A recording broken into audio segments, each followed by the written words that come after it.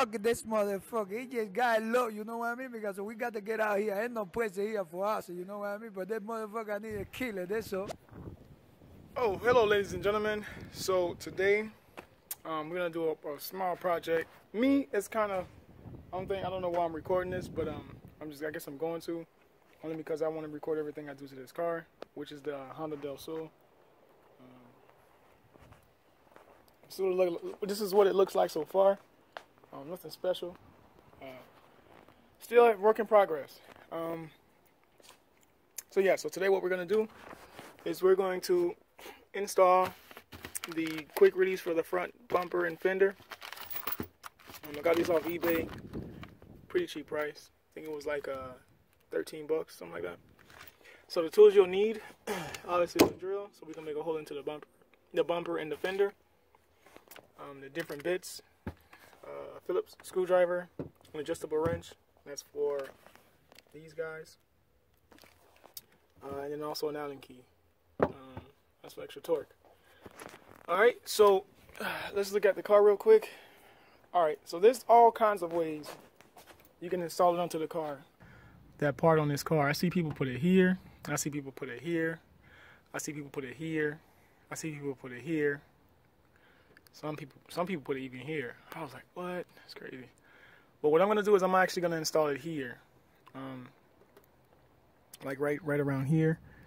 I don't like it on this part of the car. That's just my preference. I know it's like that on the TSX, but on this particular one, I'm gonna have it more on the flat surface area versus on this surface area. Yeah, so I'm gonna get the drill, get started, and hell yeah, but I'm gonna mark my points first after I see the length of the rubber bands, because sometimes I've seen people install it and the rubber bands don't go over, or the rubber bands are overstretched and they fade a lot faster. So yeah, let me just grab it real quick. Alright guys, so for me, the easiest way to do it, whenever it comes to making any type of holes in the car, all this metal and whatnot, I always try to use the smallest bit that I can find and then work my way up. So I want the bottom part to be around this area here, not too close to the edge. Here.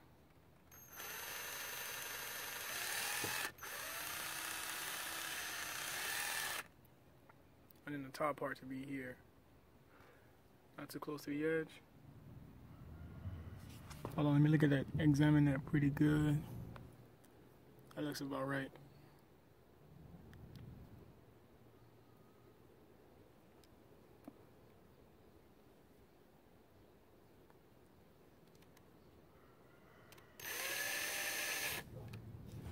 Alright, so now I got the two pilot holes ready. All I got to do now is just make the holes bigger so the screws can fit, and then just tighten them down with the new washers and whatnot. So let me get those real quick and I'll be right back. So basically what I've done was I gradually increased the drill bits to where the screw will fit in a good size. So basically I went from the smallest and then I worked my way all the way up to the right size of the screw. So now if I put the screw on, it should go right into place. The way I wanted it to be so tight to where you actually have to screw the this in, and I don't want it to be so loose to where it's just jiggling like turning around inside of there. So the reason why I did it this tight is because I wanted to be I didn't make the hole bigger, is because I want the screw to actually have to screw into the actual panel itself and then into the nut on the other side. So now that part is done, let me go get the the Allen key. I'm gonna take off the inside splash guard, and then I'll have access to the inside of the fender and the inside of the bumper, and I'll show you guys what I'm gonna do next. Alright, so I'll see you guys in a bit. Awesome! Alright guys, welcome back. So what I tend to do is I can't put it on with one hand, so I just basically put it onto the car, and now I'm just twisting it on in place. And then what I'm gonna do is I'm gonna take the splash guard off, and it's gonna give me access to the inside. And then I'm gonna put on the washer, and then this, and then I'll put the rubber band on after. But just to give you an idea what it's gonna look like, I can do this with one hand, and I don't think I can't. There we go. It's gonna look like this.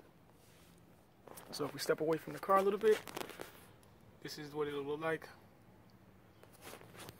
I think that's a clean shot right there. But like I said before, it will fade, and once it fades, once this rubber band starts to crack and whatever, it's just gonna break off. And you're gonna be driving like, what the heck? There's gonna be one missing. So what I tend to do is I'll go to like a hardware store and I'll purchase a galvanized steel wire and two crimpers together, and I'll crimp it together on the car so that it looks a lot nicer and is rust resistant. So I haven't done this side yet. I'm about to do this side next. But this is just what it's gonna look like when you install it. All I have to do now is just take out the splash guard, get underneath, and then put the washers and the nuts in place. So the Allen key is going to be on the outside to tighten this down, and on the inside I'm going to use the adjustable wrench to tighten it down all the way. So let me do that real quick and I'll be right back. Alright guys, it's finally a few days later. The day I was recording the install on this right here, the battery died on me. I went to charge it. By the time I came back out, it started raining really bad. So I actually stopped the install that day, and today is just a whole nother day. And I'm finishing up the install, so I just did this side inside and out. I also did this side inside and out. And real quick, so I was just testing the horn right now just to make sure it was working fine. I found out that the wire setup I had before when I did the horn was terrible. This is what happened. So basically the wire that was going to the horn wire, it ripped. I was taking a turn driving and the steering wheel got tight, and I was like, oh hell no, I'm not gonna crash. I'd rather tear this wire. So that's what I did. And then as I came back to a straight line again, it was stuck. So I didn't know what the hell was going on. So basically what I did was I used a paper clip and I put like a little spring to it, and it's touching the back of the copper like it's supposed to. And now the horn works good. The reason why it got stuck is because this button, for some reason when I hit it on the top, is I don't know what's wrong, it gets stuck. But if you press it right in the middle, it works normal. So yeah, so basically the same wire that was going to the horn wire, I didn't do anything to it. All I did was splice the new to this screw here, and there's no metal contact as far as the ground, and it's going straight to the copper on the back. And as you can see, the horn still works. So that's an update on the horn. I'm gonna put all this back together, and then that should be done with that part. I'm just gonna do all updates on the car that I've done so far ever since I did the recording on the front fender bumper fastener. All right. Yo, this is like 4 or 5 days later, and I knew this was gonna happen. So as you guys can see, this piece of crap popped. But I don't know if you guys noticed, the way I installed it, it was actually stretched extremely too far. So I understand what caused it to break. If this had been probably here, it would have lasted a lot longer. But because it's so far away, it was stretched to its capacity and it broke. So look, the solution I have for this, don't go keep buying these over and over and over. You're just gonna keep spending and wasting money. What I did was, I'm gonna show you guys what I did to the TSX so you have a better idea of what I'm trying to say, so you don't have an issue. So, this is supposed to be galvanized steel. Y'all remember when I did this on the TSX video?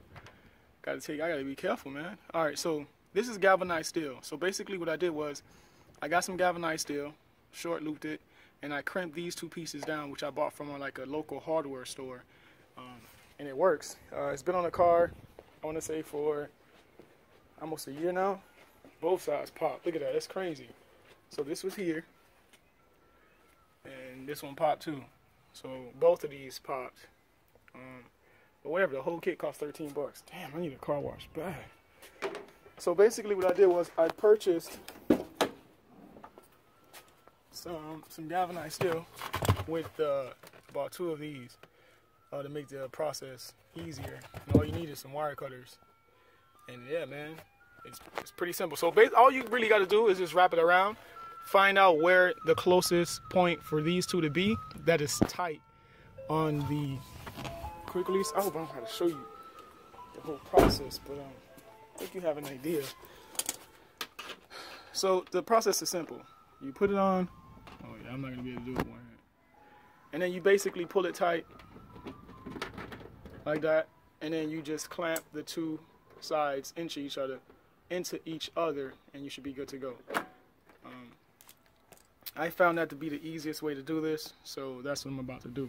I'm gonna do one side, show you guys how I did it, and then I'll be back and show you what it looks like when I'm done. Man, look at all this rain coming, man. Stopping the process, but I'm basically done. So this is what it looks like now. It looks too simple, but whatever, it works. It's functional. It's easy to take off. Well, you get it. You just squeeze. It gives you more space, and you just twist, and it'll come off. So yeah, man, this is the update on these Fender bumper quick release.